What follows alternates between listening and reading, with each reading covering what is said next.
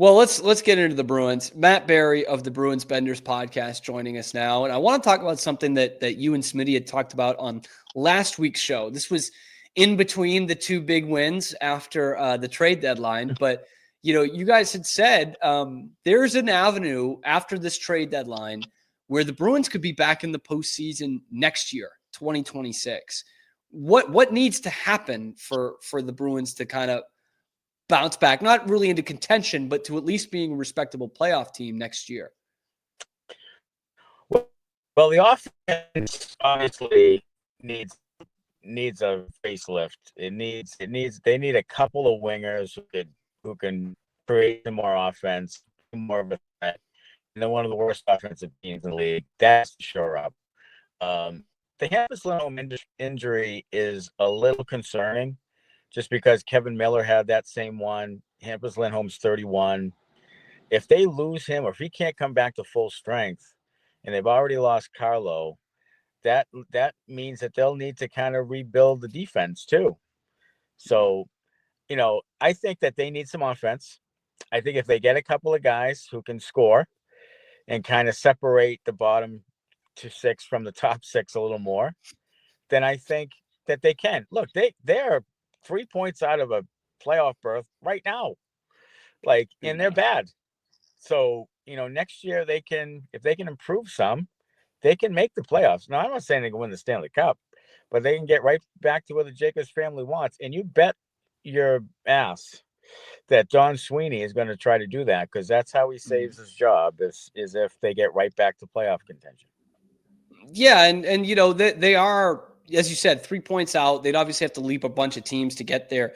And you look at how wild this Eastern Conference is. It's like, I look at those teams there, Ottawa, the Rangers, the Blue Jackets, and they're obviously the Rangers have bounced back a little bit. The other ones are nice stories this year, Detroit. But there's still question marks as to whether, oh yeah, these guys are here to stay. I think Montreal, you're starting to see, that's a team that should be competing for the postseason the next couple of years. They should only be getting better. But the other ones, I think there's still enough question marks there that the Bruins can attack that and should be able to attack that. And looking at, it's kind of interesting. You say they might need to revamp the defense because they thought they had done that this past off season. But when you have to trade a couple away and a couple get big time injuries, it certainly becomes that. But looking at what they actually got in the trade deadline, obviously they didn't get these huge returns. I thought they got good returns, but it's not like, hey, here's the guys that are going to ride us out, to the end of 2025. But looking at some of the guys they've brought in, who do you think sticks with this team? And do you think that they've changed the identity of the way they play a little bit with these short-term moves? Boy, we've been clamoring for them to change their identity to more of a hard forechecking, quicker team. And I think they've gotten much quicker. I mean, we've already seen that in the couple of games that they played that they won. They just aren't talented enough. And that's why Tampa Bay and Ottawa dusted them, because they aren't talented enough. But they are quicker, faster. I think Middlestad will be here. I mean, at least for the next couple of years. I mean, he's a quality middle 6 guy. Hustadinov, I think that they like, and I think that they're probably pleasantly surprised with what they've seen from him offensively, because he was used primarily as defensive fourth liner with Minnesota. So there's something there maybe for a bottom 6 guy. So I see probably those two people. I don't think there's a future for Lauko. Rumors were that he was brought back because he's Swayman's buddy or some ridiculous thing. So I don't know. And Koepke, I don't know if they're going to bring him back. I'd rather them not. I'd rather them just start. I'd rather not bring back John Beecher either. He doesn't really provide anything. So I think Middlestat and Husnudinov will be there. I think Husnudinov will probably start in Providence next year, I would assume, unless he really has a great camp. Matt Poitras would have to start at the Bruins next year and see what you have with him. Give him a top 6 role and see what it is. And if it doesn't work, it doesn't work.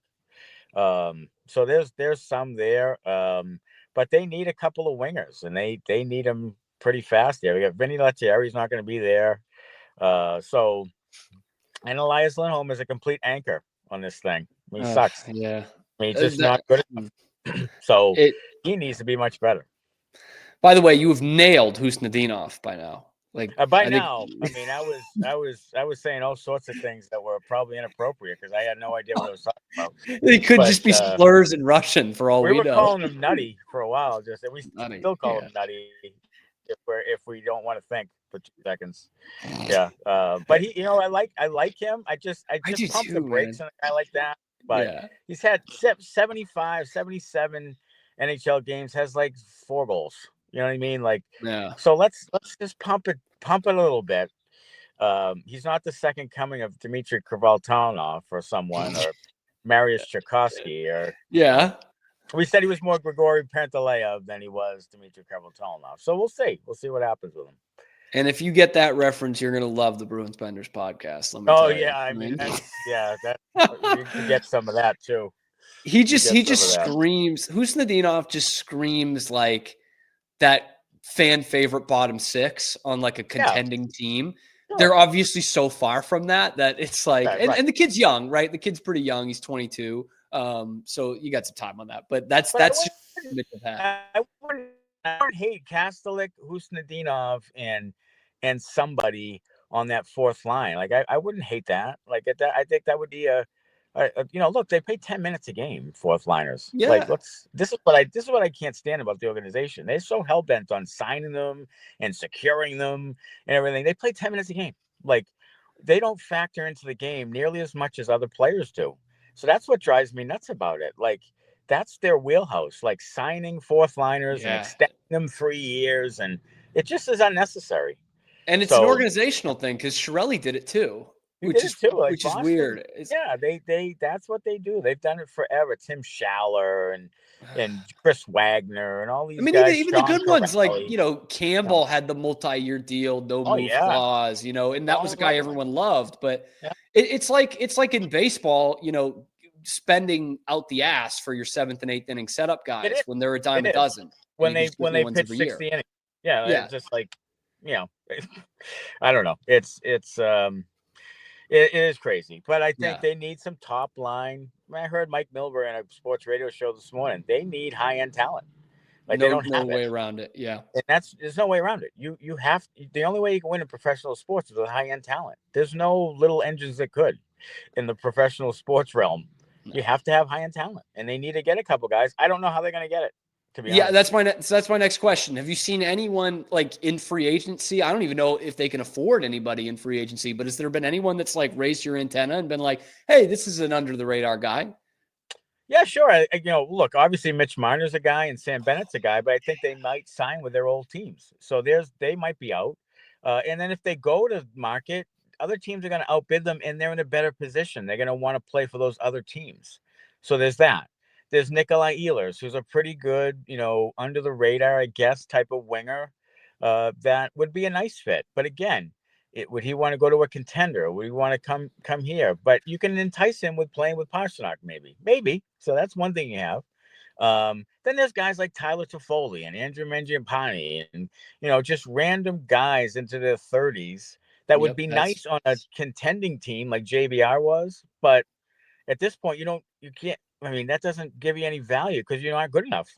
Right. So I don't know. It gets thin quick. Jamie Benn's 36. It gets. Brock Besser's another guy who's had his issues, but as Smitty said in the podcast, he's better than what you have. Sign the guy. Like 28, figure it better out. Than what you got right now. Better than what you got Absolutely. right now. Absolutely. So, but there's not a lot there, and that's the thing. Like people just say, well, they got to go out and sign a couple of guys. It's not that easy. Like they have to come. You have to pay them. You have to outbid teams. And I don't know if they can do that this year. And they really don't have much less to trade unless they trade their top pick, which could be 5, 6, 7, maybe. Yeah. But would you want to do that for a guy like Smitty said on our podcast? If he's not going to put you over the hump, then it doesn't matter. Like it doesn't matter. So you need more than that. You need 2 or 3 guys. So I don't know. It's kind of an uphill climb. But what they really need is their current players like Elias Lindholm to play better. That's what they need. They need him to be a 60, 70 point guy. They need Zacha to be back to a 60 point guy. They need Patra to come in and be a 50 point guy. They need those things. And They if they do. don't get them, Yeah. then they're screwed. I mean, they have to And, be. and that seems like a huge ask, you know. I mean, Yeah, hey, if you went out and got Marner, then yeah, put Lindholm first line center. There's no way yeah. he can fuck that up. Well, And he'll get right. 70 He'd points. make Like that'll be give me 50 points just by that'll be existing. like playing. That'll be like playing with Kachuk and Gaudreau. Like, Right. you know what When he you had thought you 80 were points. getting when you signed him for Right. eight When he million a had 80 year. points. But that was Yeah, 4 years ago. yeah, And he said in the podcast, like, it was at the time in the offseason, he said, don't sign this guy for anything north of 6, 7, 8, because he's not going to be that guy. And sure as shit, he's not even close to that guy. Like, he's no, not even as good as he was when he was 50 points. yeah. Like, so, I don't know. It's just It's a just really bad spot. They screwed this up in the offseason on many levels. And it's really going to bite them. Yeah, because I talked about it the other day. I think a lot of the problems, and doesn't really stem from just one guy. But if you wanted to point to one guy, a ton of the problems on this team can be linked back to Elias Lindholm and just Sure. how much they've missed on that deal. But my question Yep. to you is that the worst contract they handed out this summer?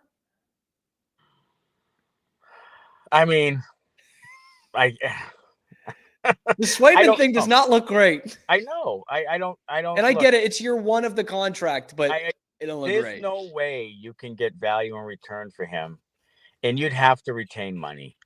Like, you need him next year to be a better player. Now, like you said, is it a matter of him playing with better players? Like, if you get Nikolai Ehlers and you put him, Lindholm, with Pastrnak and Ehlers, then he has a fighting chance.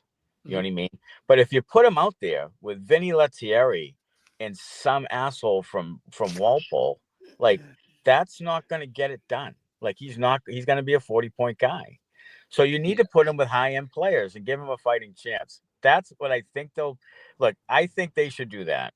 I wouldn't mind having him be top line center with Pastrnak and a guy who's pretty good. And then Zaka, you can even move Zaka down to the second line with Middlestat, put Zaka on the wing, put it with Middlestat and another guy. And then you could have Potter as a third line center with a couple of guys, just kind of fill that thing in. But I think they have to go into next year and just own it and say, Elias Lindholm, you're our number one center because that's what we paid you to do. And we're going to give you the resources to do it. And that's the way they need to do it, I think, is Pastrnak and Lindholm with a good left wing and see what if you can scratch 60 points out of them. Like, that's the only way I think you can do it reasonably.